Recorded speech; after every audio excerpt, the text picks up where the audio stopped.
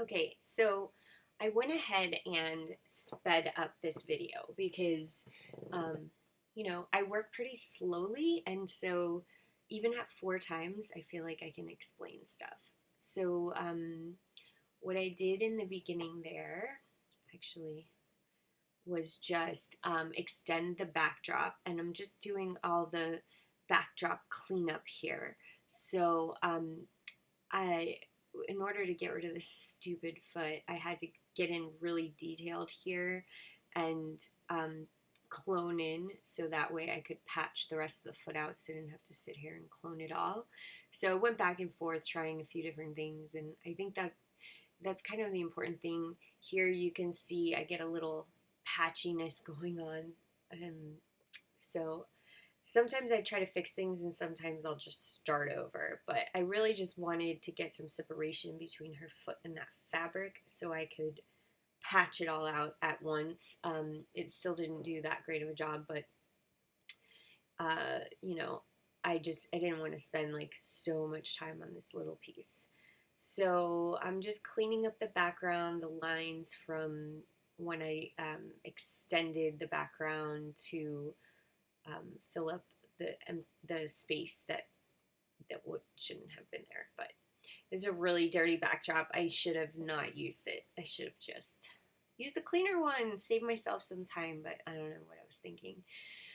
So, just kind of cleaning up all the really harsh lines, big dirt and stuff. I knew that I was probably going to use an overlay on this in the end anyway, so I wasn't really trying to make it perfect. I was just trying to clean it up a little bit. Um, I find that the backgrounds kind of take me the most time.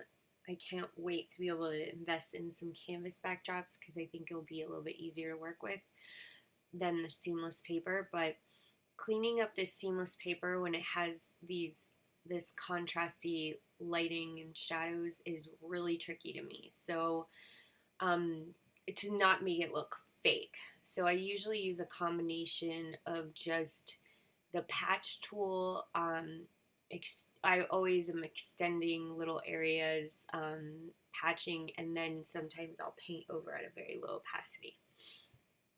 Okay, so now I'm going into the liquefy, and here I didn't have the fan blowing, so I wanted to make it shape around her belly because I felt like she didn't really look pregnant.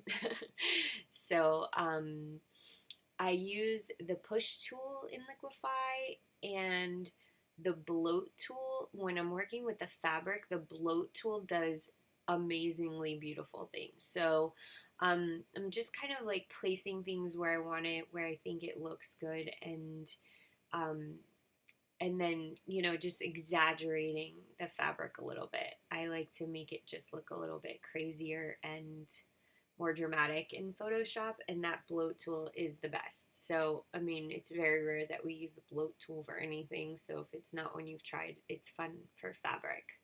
Then I use the pucker tool to clean up these edges because um, I just wanted it to look smooth. I felt like it was a bit distracting the way that it looked. And basically, I like to take care of kind of the whole image before working on the skin and the little details and stuff like that. So I, especially on these images that are far back and she's really small in the frame, it's not really about her skin and stuff. So um, just checking it, making sure I like everything, and now I go in and take out the wrinkles. This was like a brand new piece of fabric, so it had some pretty harsh fold lines in it or whatever. Oh, look at me. I I use the spot healing brush very rarely, but the fabric and is one place that I find that it works pretty well. So it works, you know, better than most other tools, I find. So just getting out those little wrinkles and smoothing it out a little more. It doesn't have to be extremely perfect, but it just it helps to clean it up a little. I think it makes a difference. Um, it makes it finished off more, and so I'm usually I'll pick up some spots on the skin with this spot healing tool as well, but I tend to use frequency separation to do skin work, so uh, it's not it's not a tool that I use a lot for skin work. So here I'm fixing that armpit, which is always a problem. Just that little arm fat thing. And it bothered me a little how stiff the fabric looked at the bottom. It was kind of like sticking out far. So just cleaning these little things up and always going in and out and just kind of whatever catches my eye, I go in and fix. So, all right, now I think I run. Okay, now actually I did the regular healing brush to clean up some of this. I think I didn't plan to use frequency separation since this was just a model image. I'm not competing it, so I didn't want to get like crazy with it. But then the healing brush wasn't really working that well, so I ended up going in and doing it anyway. So the way that I do frequency separation is I put together an action and I use a layer on the middle to do the adjustments, and I'm just selecting and using the Gaussian blur to smooth out the color tones, and then I go into the detail layer and I use the clone brush at 100%, and it has to be hard. It can't, that's the thing, it can't be soft. So it's at 100% and it's at like 100% hardness. And that way you are cloning in the good detail of the skin that you want, and it's not softening it at all. I really don't like when skin looks like it has no texture. I like to leave a lot of texture in the skin.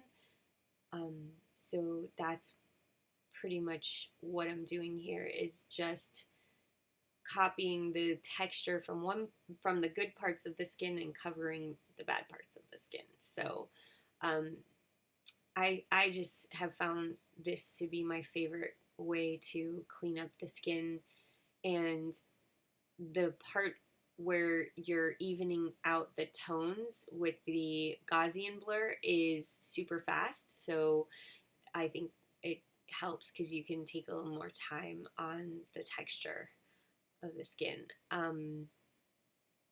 So, nobody's really gonna see this from that far away. I know that people have a habit of zooming in on digital images, and that is honestly the only reason that I clean up the skin to this level of detail.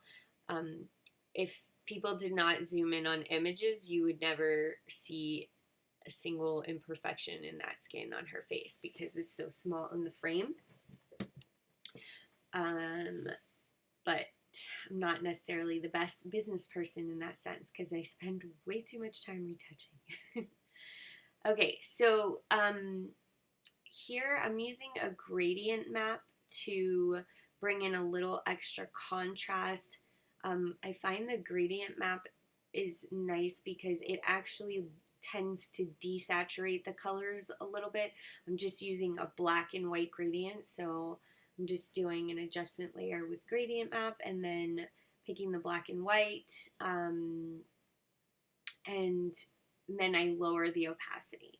And now here's where I'm choosing an overlay texture. It's like a paper texture because I want it to look like it was shot on a canvas.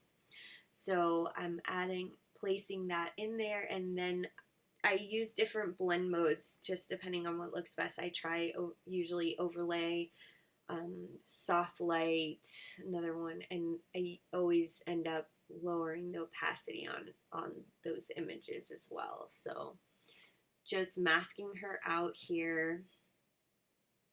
And this one, since I had already done this video, it's, you know, going obviously pretty fast. So if any of the concepts that I'm going over here are things that you're not familiar with, from moving forward, I'm gonna just talk while I like edit my photos and record. So it'll be normal speed, and I'll be able to explain things more in depth of like how to do them if you don't know how to create a frequency separation layer, you know, if you don't know about placing an image for added texture, stuff like that. Like I'll be going over that like as I do it from now on. So I feel like that was a nice opacity, and it did mess with my color a little bit, and just cleaning up the mask here.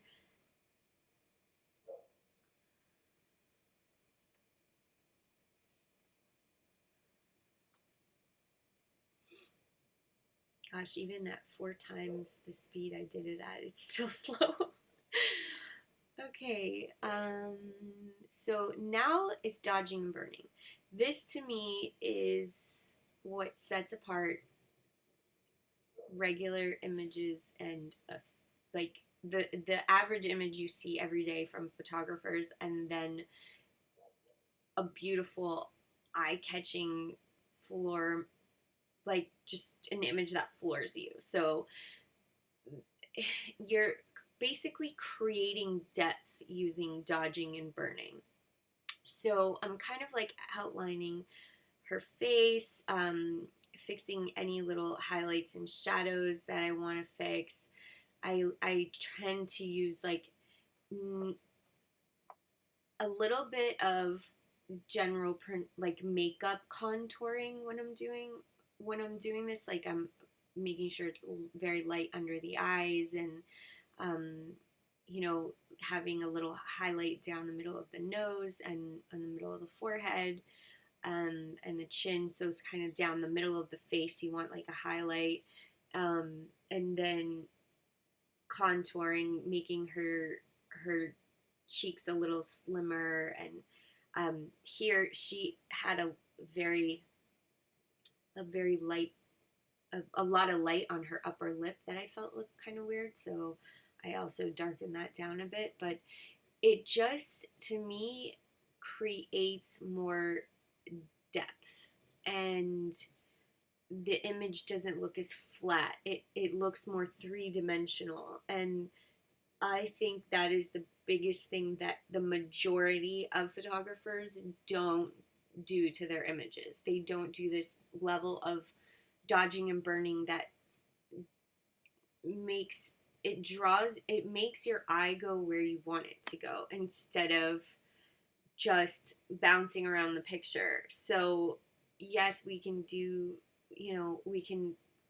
this beautiful lighting, but to be able to add the dimension of making it look more 3D, and I just feel like it really finishes it off. I normally do it on other parts of the image, not just the face, but this image, I'm just fixing this stupid part where the foot was. So that part was so annoying. It's really tricky to keep it looking kind of natural, like it wasn't messed with.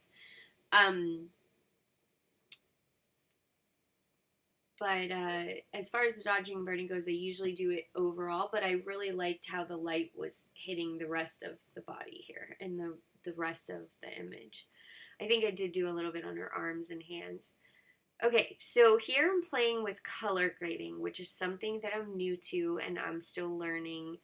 But it's basically like balancing all the colors in the image so that there's like really great color harmony.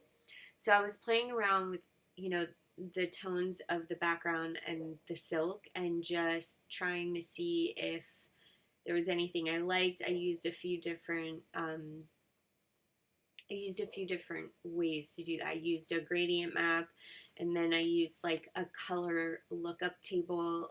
I also have Alien Skin, which kind of does it for you, but I'm trying to learn how to do it custom, and so that I can create like exactly what I want. And this is the part of where I feel like you're really setting the mood of the image. So I messed with it for a while, but I'd already been retouching for like an hour. And what I like to do is typically when I finish off a retouch, if I've spent an hour on it, I like to wake up and look at it with fresh eyes, and that's when I really finish off the color grading part, because um, I tend to get a little like impatient looking through all these filters and all of that. So I feel like when I wake up with fresh eyes, I can look at it again and be like, is this the mood I want? Is this right? You know, if not, if I just like finish it off and throw it up on social media, then the next day I look at it and I'm like, what was I thinking? So I decided not to really do anything additional. I just liked how this highlight went. This just made the highlight stick out more. So I just left it at that, and I just opened Lightroom to show you before and after, because when I'm recording, my computer is so slow. If I have Lightroom open, I can't even Photoshop. So I have to use one or the other while recording. So I'm gonna try to do a screenshot of that and put it in the beginning of the video, and just bear with me as I learn this whole video thing. And thank you for watching and being interested in what I do, and I look forward to helping you enhance your images in Photoshop.